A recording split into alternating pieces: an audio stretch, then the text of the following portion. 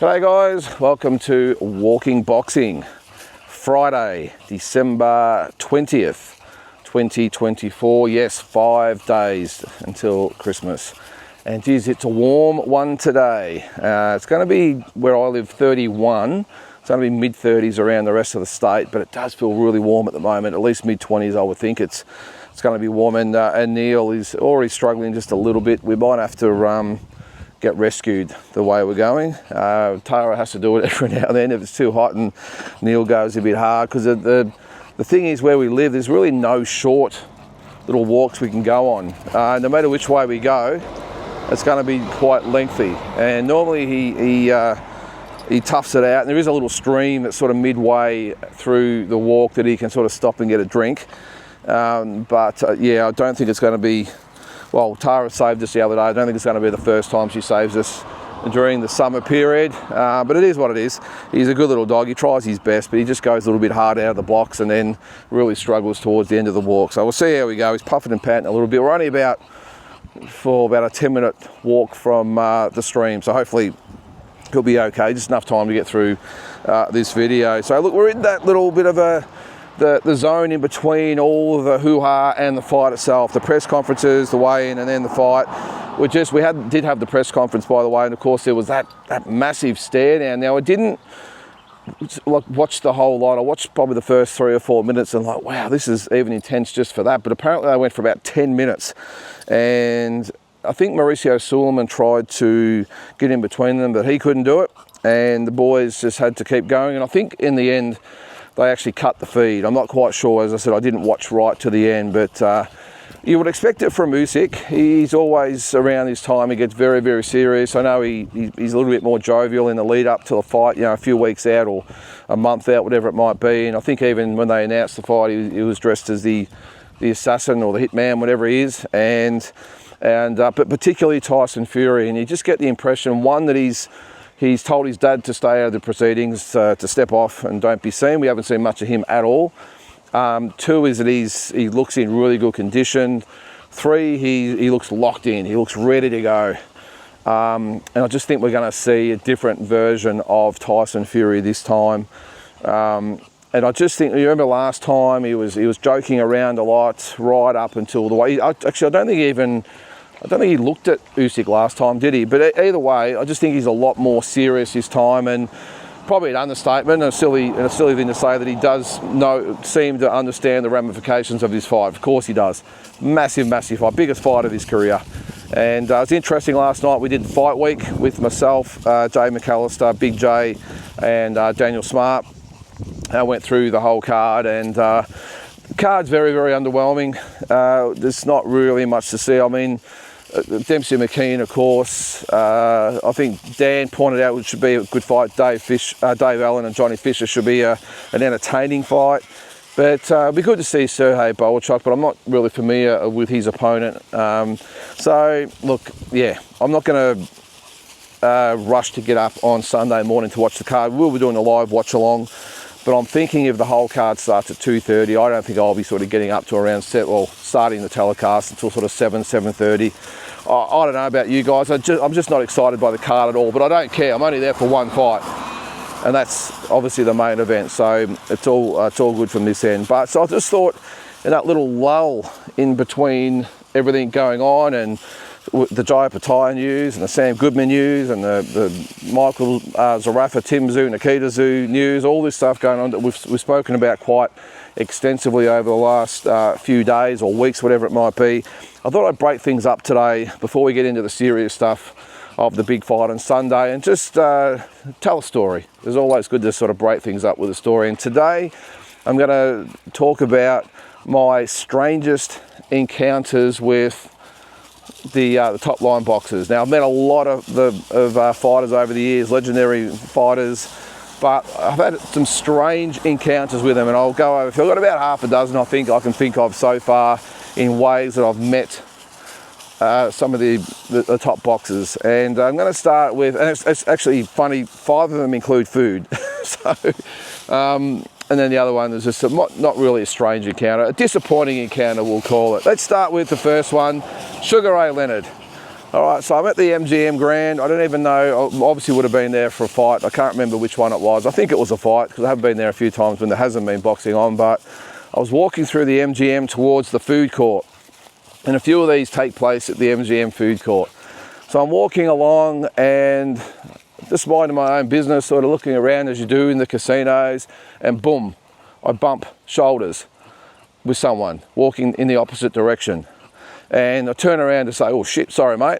And it's Sugar Ray Leonard, if you can believe that. I've just bumped shoulders with Sugar Ray Leonard. And he turned around and we looked at each other, and I think I said sorry, but I'm not sure whether I actually got the words out because I was just like in shock.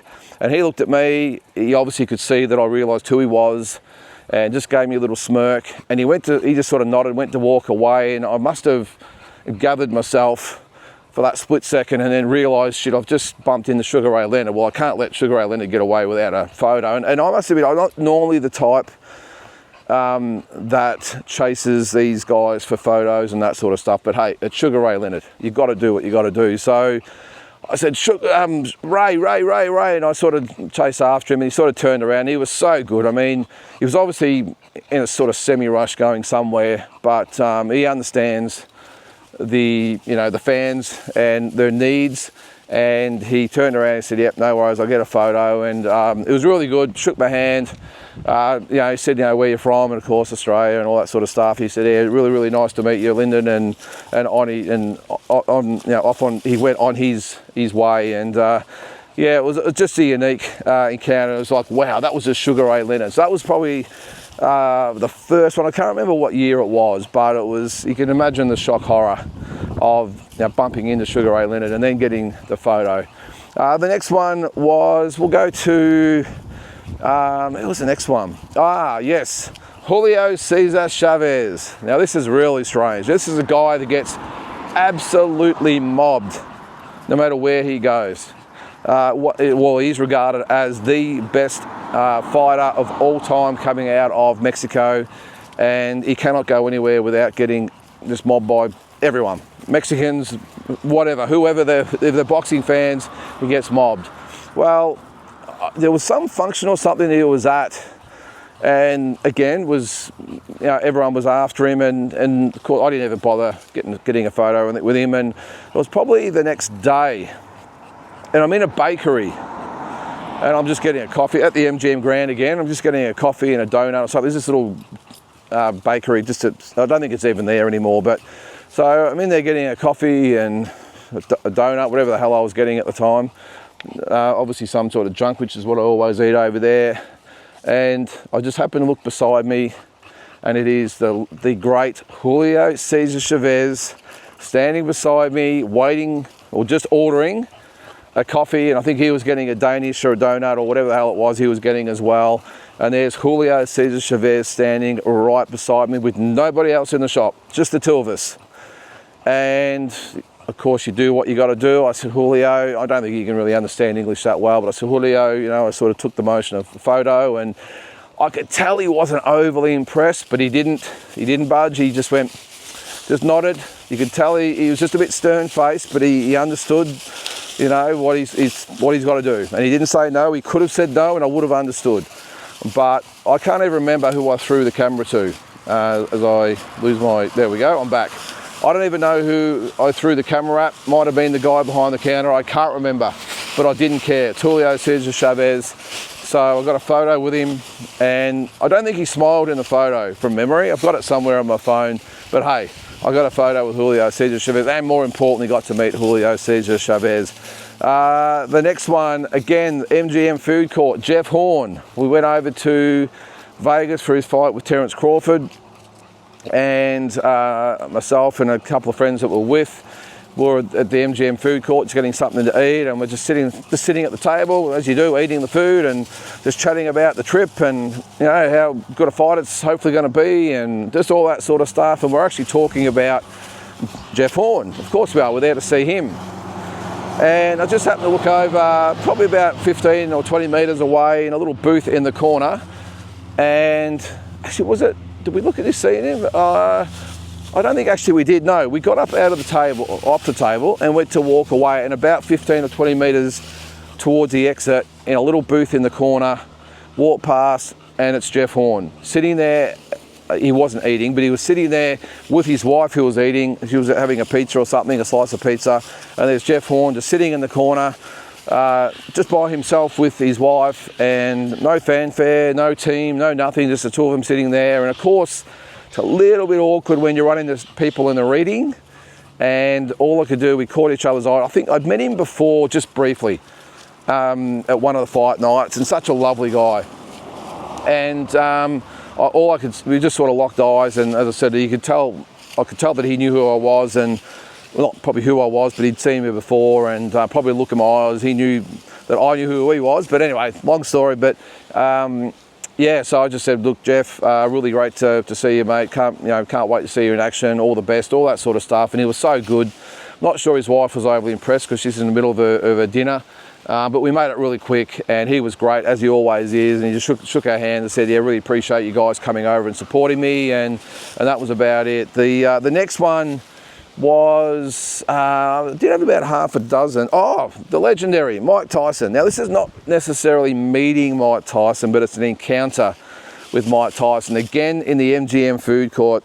I think I was waiting in line to get something to eat. And by the way, I don't just eat junk food over at the MGM. Every story I tell seems to revolve around food, and videos is around food. But I'm in line at the MGM food court, and all of a sudden this massive people come through, and I'm thinking, what the hell is going on here? And it was Mike Tyson coming through the food court. And this is probably about 10 years ago, when he was a little bit of a recluse, didn't get out a lot. He sort of kept to himself, but he was in Vegas, obviously, for a fight. And he walked through, and all the entourage and all the people, it's Mike Tyson, and they were just storming through the food court. Well, he was coming straight at me. Where I was in line, the entourage was coming at me, and he literally, I had to get out of the way as he walked through, because he would have ran straight into me. And he was in a little bit of a hurry, obviously, to get through, because he was just getting mobbed by everybody.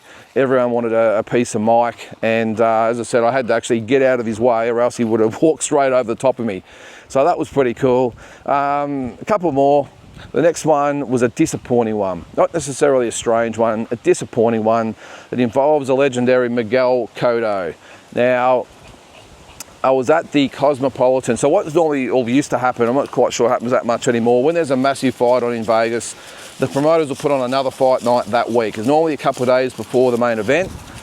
They'll do it at one of the smaller casinos. It used to be the Hard Rock, but then it sort of switched to the Cosmopolitan. So I think the Palms have had some as well. And so I was at the Cosmopolitan, and again, can't remember who we were watching, but I walked out to go to the bathroom, and there's Miguel Cotto just sitting in the foyer by himself. I think he's had his mate there as well. Just the two of them sitting in the foyer. Well, I'm like, well, wide-eyed, Jesus, Miguel Cotto. And I had met him before that, by the way, at the Wild Card in LA, and he was actually quite nice. That's when he sparred with Jade Mitchell, so that was actually good. But this is a disappointing one. And he's sitting there just in the foyer with his mate, and I did what boxing fans do. I went up and I said, oh, hi, Miguel, shook his hand, all that sort of stuff, and asked him for a photo, and he wanted nothing to do with it. Nothing to do with it. His mate was stern-faced. Miguel gave me nothing, and I, again, didn't really care. I gave his mate the camera, my phone, and said, look, can you get a photo? And he took a photo, but he did not look impressed. And I walked away, and I thought, well, should I have approached him? Should I have left him alone? Should I have recognised his body language and just left him alone? But I thought, now, hang on a sec. You're a legendary fighter. You're in Las Vegas the week of a massive title fight. It would have been a Mayweather or Pacquiao or Canelo fight, no doubt. So fans from all over the world are there. Thousands and thousands of fans are there. And a lot of them go to these fight nights before the big one, like I do. What are you doing sitting out in the foyer where everyone can see you, and then you're going to get a little bit pissed off if someone asks you for a photo? So initially I thought, should I approach him? I thought, no, you don't sit in the foyer of the Cosmopolitan Hotel where there's a fight night happening, where everyone's going to the bathroom and to the food stands and everything. You don't sit right there and then get pissed off because a fan approaches you and asks you for a photo. So I didn't feel guilty at all. to be honest. If he didn't want to engage with fans, well, he should have stayed home. That was my point of view. So that was that one. And then the last one, which is probably the strangest encounter and probably the funniest one that I think I've ever had. It involves Thomas the Hitman Hearns. Now, again, it involves food. I'm at, not in Vegas this time, I'm at LAX, Los Angeles Airport. And I'm there with a friend. I think we'd been to the Mayweather and Cotto fight. It was 2012. And Thomas Hearns, I think, was getting inducted into the Hall of Fame that weekend. I'll have to correct, we'll see if that's correct. It was 2012. And he'd obviously been there to do his induction and all that sort of stuff. And I'm sitting there and we're waiting to board the flight. And I look in line, there's a Burger King just over yonder that you can go get something to eat. And I'm just, oh, there it is there. Oh, let's get past there. There's a big dog coming. Come here, buddy. How you doing, mate? Very good. Come here, man. Come here. He's a big dog. Come here, man. Come on. Not on a leash either, by the way. So anyway, I'll finish this story. So I look over and there's Thomas Hearns in line at Burger King. And I was like, I just nudged my mate and said, holy shit, that is Thomas Hearns. And I've caught his eye. I've caught Thomas Hearns' eye. And the look in his face is like, shit, I've been made at LAX. And so I walked over. This is something I don't do these days, but I didn't care back then. And I'll just get past another dog here.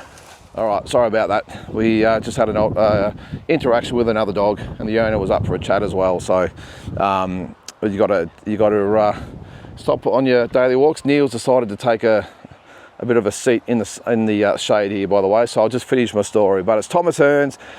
So I go over to Thomas Hearns and I say, hey mate, look, I don't really want to bring attention to you, but would you mind if I got a photo? And he said, well, mate, you don't want to bring attention to me. You're bringing attention to me now because everyone's looking at us. And I think a lot of people obviously didn't know who he was, but I did. And I didn't care. It's Thomas Hitman Hearns.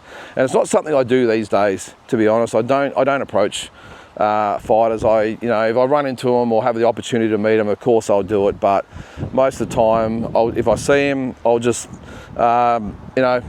just admire from afar, if that makes sense. I actually did it. The last fights I went to, the Canelo Munguia fight. I saw Danny Garcia at the airport the next day. I could have easily got a photo with him. He was just standing beside me basically, but I left him alone. He was not in the mood, but I wasn't going to do that with Thomas Hearns at the time. And I got the photo again. I don't think he smiled in the photo, but he put the fist up. But I mean, it must be awkward. I get that. It's here at the LA airport. You want to be left alone. You don't want any attention. And here's some crazy Australian fan. It could have been worse though. It could have been Tassie Brown, who would have been up for a chat and everything else. That's what's great about Tassie. He loves, meeting all those guys. As I said, I sort of admire from afar, but Tassie he makes no bums about going to meet them, and that's how he gets all the contacts that he does. So anyway, but that was my my strange encounters with elite boxers around the world. And as I said, I've met a lot, but they're probably the oddest occasions that I've had. So let me know if you've had a strange encounter with a boxer or a celebrity, whatever it is, because when you're on the travels, you tend to run into them a fair bit. So guys, that's going to do it. We're back on track tomorrow, probably for all the weigh-in details and all that sort of stuff, and of course the big one on Sunday. But again, 5 days till Christmas. If you haven't done your shopping, get out and do it today. Don't wait, because I'm sure the crowds are going to be out in force soon. But guys, have a great Friday and we'll catch you tomorrow.